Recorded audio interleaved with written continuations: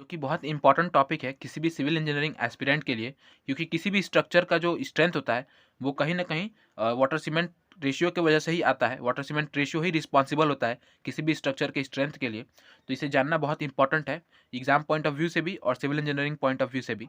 ठीक है, तो चलिए इसे हम जानते हैं कि ये होता क्या है। तो सबसे पहला पॉइंट है, when water is added in cement, hydration process starts and due to this hydration Bugis compound forms and imparts setting as well as hardness। तो जैसा कि मैंने आपको बताया था सीमेंट चैप्टर में, या मैंने आपको बताया था कि जब हम सीमेंट में वाटर ऐड करते हैं तो वहाँ पे हाइड्रेशन प्रोसेस होता है, जिसकी वजह से आपके बोगीज कंपाउंड फॉर्म होते हैं। और उन बोगीज कंपाउंड की वजह से जो है हमारे सीमेंट में जो है स्ट्रेंथ आता है, सेटिंग आती है। ठीक है, तो वही जो है कहीं ना कहीं रिस्पॉन्सिबल होते हैं। और उसके बाद अगला पॉइंट है, during hydration process CSH gel is form.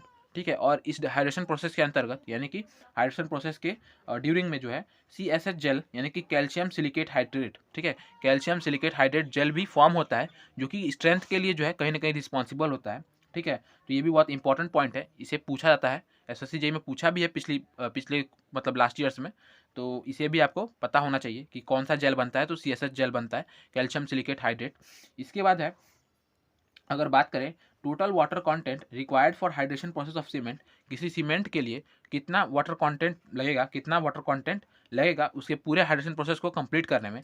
तो इस तरह से अगर हम बात करें तो 23% लगता है केमिकल रिएक्शन के लिए। ठीक है, सीमेंट के केमिकल रिएक्शन के लिए 23% रिक्वायर होता है water content bye its weight. ठीक है, वेट के मेजरमेंट में हम कह रहे हैं, वेट के कंपैरिजन में, कि अगर 50 किलो आप वेट ले रहे हैं तो उसका 23%, ठीक है, उसका 23% जो है आपको क्या लगेगा, वाटर लगेगा, वाटर कंटेंट लगेगा केमिकल रिएक्शन के लिए। ठीक है, और 15% लगता है किसके लिए, वॉइड्स के लिए। ठीक है, और 15% लगता है तो वॉइड्स के लिए। तो ओवरऑल हम कह सकते हैं इसका सम करके कि ओवरऑल हमें 38% जो है वाटर कंटेंट लगता है by weight of cement to make the hydration process complete. ठीक है, तो ये बात हो गई। इसके बाद अगला पॉइंट है वाटर सीमेंट रेशियो के बारे में, कि वाटर सीमेंट रेशियो क्या होता है। तो वाटर सीमेंट रेशियो होता है weight of water upon weight of cement. Obviously हमें पता चला है नाम से, वाटर सीमेंट रेशियो मतलब weight of water upon weight of cement. But आपको याद रखना है कि यहाँ पे वेट की बात हो रही है, क्योंकि बहुत बार मैंने देखा है कि दोस्त भूल जाते हैं वेट की बात नहीं हो रही है, वॉल्यूम की बात हो रही है। तो वॉल्यूम नहीं, वेट की बात हो रही है, आपको याद रखना है weight of water upon weight of cement. और इसकी जो वैल्यू होती है, वो जनरली 0.4 to 0.6 के बीच में जो है वैरी करती है। ठीक है, और मोस्टली हम लोग 0.4 ही रखते हैं, ताकि जो हमें अच्छा से अच्छा स्ट्रेंथ मिल जाए। ठीक है, अब इससे रिलेटेड, वाटर सीमेंट रेशियो से रिलेटेड एक बहुत क्या बोलते हैं फेमस, या फिर कह सकते हैं कि आप एक बहुत इंपॉर्टेंट लॉ आता है, अब्राम्स लॉ। ठीक है, जिसके अंतर्गत क्या कहा जाता है, तो अब्राम्स लॉ के अकॉर्डिंगली कहा जाता है कि अगर आपका कोई कॉन्क्रीट है, ठीक है, अगर आपका कोई कॉन्क्रीट है जो कि क्या बोलते हैं, ये है वर्केबल है, ठीक है, जो कि वर्केबल है, तो उसका जो कंप्रेसिव स्ट्रेंथ होगा ना, उसका जो कंप्रेसिव स्ट्रेंथ होगा वो वाटर सीमेंट रेशियो के क्या होता है, इनवर्सली प्रोपोर्शनल होता है। मतलब कि अगर आप अपने वाटर सीमेंट रेशियो को बढ़ाएंगे, आप यहाँ से देख सकते हैं, अगर आप वाटर सीमेंट रेशियो को बढ़ाएंगे तो कहीं ना कहीं जो उसकी कंप्रेसिव स्ट्रेंथ है वो घट जाएगी। ठीक है, ये कहा जाता है अब्राम्स लॉ के अकॉर्डिंगली। और यहाँ पे एक लिमिट सेट किया गया है कि जब तक कि हमारा जो कॉन्क्रीट है वो कैसा है, वर्केबल है। ठीक है, मतलब उस पे हम सही ढंग से काम कर पा रहे हैं तब तक। ठीक है, तो यहाँ पे आप देख सकते हैं the compressive strength of workable concrete. ठीक है, यहाँ पे बात की जा रहा है, ऐसे चाहते तो हम सिर्फ कंक्रीट भी बोल सकते थे, लेकिन यहाँ पे इस वर्ड का यूज इसीलिए किया गया है कि हम इसे इस लिमिट को बता सकें कि जो कंक्रीट है वो हमारा वर्केबल है। अब ऐसा नहीं कि हमने बस पानी छिड़क दिया और हमारा काम चल गया, तो वहाँ पे वर्केबिलिटी खराब हो गई, तो वो जो है वहाँ पे काम नहीं आएगा। लेकिन क्या कहा गया है, वर्केबल कंक्रीट कहा गया है, तो इसे हमें ध्यान रखना है कि the compressive strength of workable concrete is inversely proportional to the water cement ratio. और इसके लिए यहाँ पे एक ग्राफ भी शो किया गया है, जो यहाँ पे देख सकते हैं आप इस ग्राफ में, कि हमारा जो ये है ग्राफ है वो किस तरह से बन रहा है, कुछ पैराबोलिक शेप का बन रहा है, जहाँ से आपको देख सकते हैं कि एक लिमिट के बाद आपका स्ट्रेंथ नहीं बढ़ रहा है। इसके थ्रू आप पता कर सकते हैं कि एक लिमिट के बाद आपका स्ट्रेंथ नहीं बढ़ रहा, मतलब इस लिमिट के बाद अगर आप क्या बोलते हैं अपना वाटर सीमेंट रेशियो घटाएंगे तो स्ट्रेंथ में उल्टा कमी आने लगेगी। ठीक है, तो इसके थ्रू जो है हम इस चीज़ को बता सकते हैं। और उसके बाद एक लिमिट के बाद अगर आप स्ट्रेंथ को बढ़ाएंगे 0.6 के बाद, अगर आप लिमिट क्या बोलते हैं वाटर सीमेंट रेशियो को बढ़ाएंगे, तो कहीं ना कहीं जो है वो भी क्या करेगा, स्ट्रेंथ को जो है और भी कम करने लगेगा। वैसे तो हम जनरली इसके बीच में रखते हैं अकॉर्डिंग टू कंडीशन, जिसको हम अभी पढ़ लेंगे, लेकिन इससे अगर कम हुआ तो फिर वो कहीं ना कहीं हमारे स्ट्रेंथ को बहुत अच्छा खासा इफेक्ट करेगा। ठीक है, और इसी के साथ एब्राम्स लॉ ने एक फॉर्मूला भी दिया, जो कि है S = A/B पे पावर x। ठीक है। S is equals to A upon B पे पावर x, जहाँ पे A आपका क्या है, तो ये है आपका 14,000 पाउंड पर इंच स्क्वायर, ठीक है, 14,000 पाउंड पर इंच स्क्वायर। ये कांस्टेंट वैल्यू है, ठीक है। ऐसा सच आपको ये नहीं है, आपको बस कांस्टेंट वैल्यू है। आपको अगर क्वेश्चन में दिया है तो गुड एंड वेल, अगर नहीं दिया तो हम खुद अप्लाई कर देंगे, ठीक है। 14,000 पाउंड पर इंच स्क्वायर। उसके बाद बी की जो वैल्यू है वो कितनी है, 7 है, ये भी एक कांस्टेंट है। और जो एक्स है वो आपका क्या है, वाटर सीमेंट रेशियो है, ठीक है। तो ये बात हो गई। और ये जो स्ट्रेंथ बताएगा, ये जो मतलब एस है, वो स्ट्रेंथ है 28 डेज का, ठीक है। इसके बाद अगर हम बात करें कि हमें जो वाटर कंटेंट है, हमारा जो वाटर कंटेंट है वो कितना लगता है कंक्रीट के, अगर हम बात करें कंक्रीट के इंग्रेडिएंट्स के कंपैरिजन में, तो देखिए अगर पी आपका क्या है, पी यहाँ पे क्या है आपका, पी है क्वांटिटी ऑफ सीमेंट, ठीक है। क्यू है आपका quantity of course fine aggregate, और आर क्या है, आर है आपका कोर्स एग्रीगेट, ठीक है। तो इसमें आप देख सकते हैं कि 0.3 ऑफ पी यानी कि 30% जो है बाई वेट ऑफ सीमेंट, ठीक है, 30% बाई वेट ऑफ सीमेंट, और 10% by weight of fine aggregate, and 1% of weight of क्या बोलते हैं, कोर्स एग्रीगेट का जो है सम अगर हम करेंगे तो हमें जो है वाटर कंटेंट मिल जाएगा कि किसी कंक्रीट में हमें कितना वाटर कंटेंट डालना है, ठीक है। तो इसे भी आपको याद रखना है, क्योंकि ये भी ऐसे ही मतलब एकदम इसी फॉर्म में डायरेक्टली पूछ लेता है, या फिर आपको ऐसे दे देगा कि हम किसी सीमेंट में जो है किसी कंक्रीट में जो है इतना सीमेंट लगा रहे हैं, इतना कंक्रीट कोर्स एग्रीगेट लगा रहे हैं, इतना फाइन एग्रीगेट लगा रहे हैं, बताओ कि वाटर कंटेंट कितना होगा। तो इसके थ्रू आप उसे फाइंड आउट कर सकते हैं। इसके बाद water cement ratio can be reduce by using plasticizer and super plasticiser.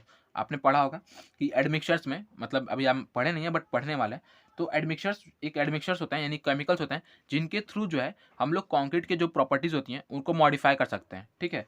तो वो बताया जा रहा है उन्हीं मतलब एडमिक्सचर्स में एक टाइप होता है प्लास्टिसाइजर एंड सुपर प्लास्टिसाइजर, जो कि क्या करते हैं, जो कि हमारे वाटर सीमेंट रेशियो में जो हमारा वाटर कंटेंट है उसे रिड्यूस करने में हेल्प करते हैं। तो वो यहाँ पे बताया गया है। इसके बाद by use of proper compaction vibrator the quantity of water can be reduce up to 20%। इसके साथ साथ अगर हम कॉम्पैक्शन के लिए प्रॉपर क्या बोलते हैं वाइब्रेटर्स का यूज़ कर रहे हैं, तो भी जो है कहीं ना कहीं हम वाटर क्वांटिटी में जो है 20% तक जो है कमी कर सकते हैं, ठीक है। इसके बाद एक पॉइंट आता है जेल वाटर।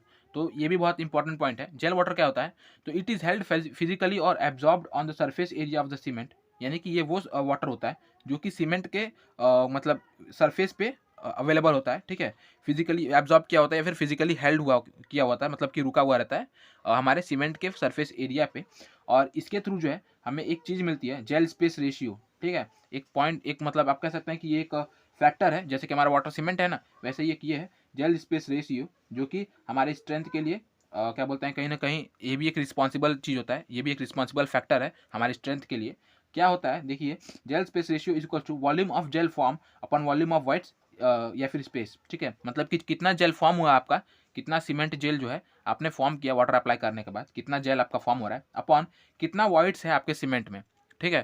तो इससे हमें पता चलता है जेल स्पेस रेशियो। और इसके थ्रू जो है प्रीवियस ईयर में क्वेश्चन भी आया था कि अगर आपका जेल स्पेस रेशियो कितना है, एक्स है, तो आप बताइए कि स्ट्रेंथ कितना होगा। तो आप इसे इस फॉर्मूला से निकाल सकते हैं, 0.543 एक्स क्यूब, ठीक है, 0.543 एक्स क्यूब। बहुत आसान है, 543 डिक्रीजिंग ऑर्डर में 0.543 एक्स क्यूब, ठीक है। एक्स क्या है आपका, एक्स है आपका जेल स्पेस रेशियो, ठीक है। तो और इसके साथ साथ आपको एक और पॉइंट मैं यहाँ पे ऐड कर देता हूँ, वो ये कि जितना आपका वॉइड होगा ना मेरे भाई, कंक्रीट में जितना ज़्यादा वॉइड होगा आपकी स्ट्रेंथ उतनी ही कम होगी। और एक डाटा के अकॉर्डिंगली कि 1% अगर आपका वॉइड है तो 5% जो है आपके स्ट्रेंथ में जो है कहीं ना कमी आ जाएगी। तो आपको ये भी याद रखना है, ठीक है।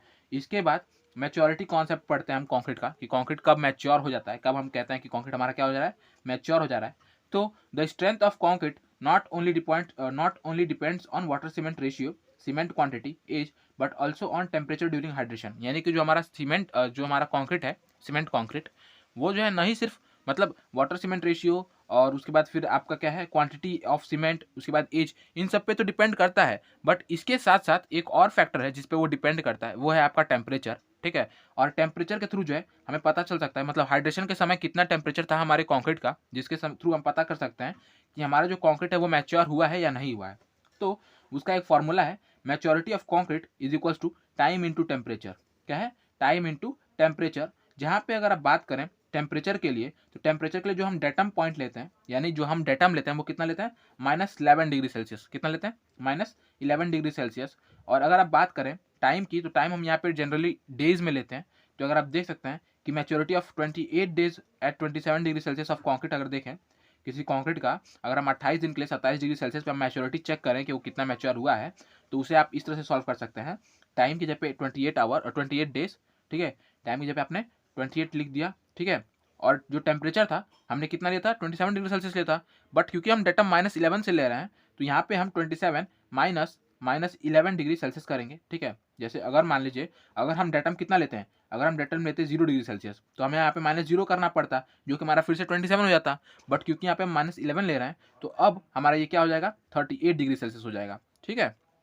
या फिर आप ऐसे भी कह सकते हैं कि यहाँ पे देखिए आपको 0 से मेजर करना था और यहाँ पे आप अब मेजर कर रहे हैं -11 से, तो यहाँ पे आपको 27 डिग्री सेल्सियस तक जाना है, तो यहाँ पे तो 27 पॉइंट्स हैं ही, बट ये 11 पॉइंट्स भी और इसमें जुड़ेंगे, जो कि हो जाएगा आपका 37 पॉइंट, सॉरी 38 पॉइंट, ठीक है, 38 पॉइंट। तो इस तरह से भी आप इसे समझ सकते हैं। तो उसके बाद 28 इंटू 38 हम मल्टीप्लाई कर देंगे, हमारा जो भी वैल्यू है वो आ जाएगा, ठीक है। तो इस तरह से हम मैच्योरिटी निकाल सकते हैं किसी भी कॉन्क्रीट का, और इससे भी क्वेश्चन आ चुके हैं, तो जानना जरूरी है, क्योंकि ऑब्वियसली मतलब आपसे टफ क्वेश्चन छूट जाए, ठीक है, ऑब्वियसली टफ क्वेश्चन आपसे छूट जाए वो एक्सेप्टेबल है, बट इजी क्वेश्चन और प्रीवियस ईयर क्वेश्चन छूट जाए तो वो फिर मतलब अनएक्सेप्टेबल है, क्योंकि वो चीज़ें जो मुश्किल चीज़ें हैं वो सबसे छूट रही हैं, क्योंकि और आसान चीज़ें सभी कोई कर रहा है लेकिन आप छोड़ रहे हैं, तो वहाँ पे कहीं ना कहीं आप जो है कंपटीशन से बाहर जा रहे हैं। तो उसे हमें ध्यान में रखते हुए इन सभी चीज़ों को जो है पढ़ते चलना है। उसके बाद अगर हम बात करें effect of water cement ratio on concrete, कि कॉन्क्रीट पे क्या इफेक्ट होता है वाटर सीमेंट रेशियो का घटाने बढ़ाने पे, तो अगर हम वाटर सीमेंट रेशियो को बढ़ाएंगे तो हमारा स्ट्रेंथ डिक्रीज होगा, वर्केबिलिटी इंक्रीज होगी, और श्रिंकेज और क्रीप का जो चांसेस है वो भी इंक्रीज होंगे, ठीक है। तो ये चीज़ हमें याद रखनी है। उसके बाद हम पढ़ते हैं water cement ratio in different exposure, जैसा कि मैंने आपको बताया था कि, और इसे मैं पहले ही बता चुका हूँ आरसीसी वाले चैप्टर में, इंट्रोडक्शन में, कि अलग अलग एक्सपोजर के लिए जो है हम लोग अलग अलग वाटर सीमेंट रेशियो रखते हैं अपने स्ट्रक्चर का। यहाँ पे आप देख सकते हैं 5 तरह के एक्सपोजर्स होते हैं, mild, moderate, severe, very severe, extreme. तो यहाँ पे आप देख सकते हैं पीसीसी के लिए और आरसीसी के लिए दोनों के लिए अलग अलग दिया गया है। प्लेन सीमेंट कॉन्क्रीट के लिए अगर हम बात करें तो माइल्ड में हम माइल्ड के लिए वहाँ पे एज सच कोई डाटा जो है नहीं दिया गया, बट मॉडरेट के लिए अगर हम बात करें तो पीसीसी में 0.55, ठीक है, सीवियर में 0.50, और वेरी सीवियर में 0.50, और एक्सट्रीम में 0.45। उसके बाद अगर हम बात करें आरसीसी की तो माइल्ड में 0.55, मॉडरेट में 0.50, और सीवियर में 0.45, और वेरी सीवियर में 0.45, और एक्सट्रीम में 0.40। तो ये जो है डाटा है, मतलब ये जो है वैल्यू है हमारा किसका, वाटर सीमेंट रेशियो का, अलग अलग एक्सपोजर कंडीशन के लिए, जो कि हमें याद होनी चाहिए क्योंकि इससे भी क्वेश्चंस आते हैं, ठीक है।